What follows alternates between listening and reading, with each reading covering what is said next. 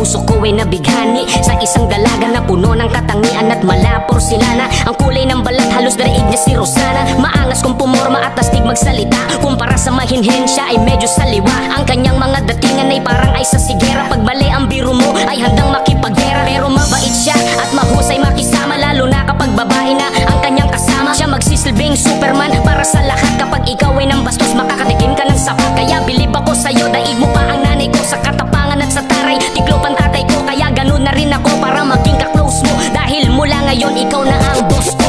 Ako'y nabighani mo sa taglay na ganda mo. Ang puso ko'y napaamo mo at napainlove mo. Ako na ang gusto, okay talaga.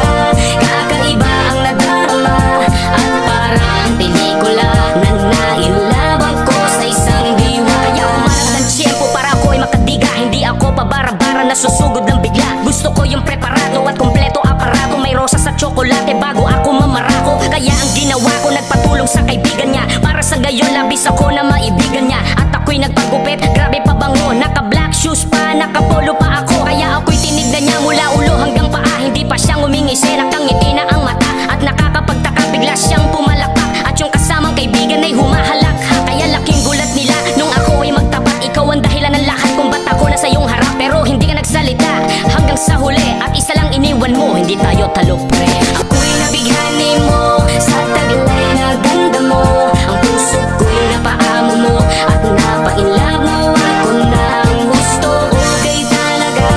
Kakaiba ang nadarama at parang pelikula na nainlove ako sa isang diwata. Kaya pala kung kumilos ay parang lalaki at gustong mga kasama, mga tropa mong babae. At grabe kumambola, daig mo pa ang bolero. Ang lupit ng diskarte, daig mo pa ang babaero. Pero di ko halata dahil sobrang ganda mo, lalo na kapag suot mo na ang ternong palda mo. Ako ay napaakit at napapailing sa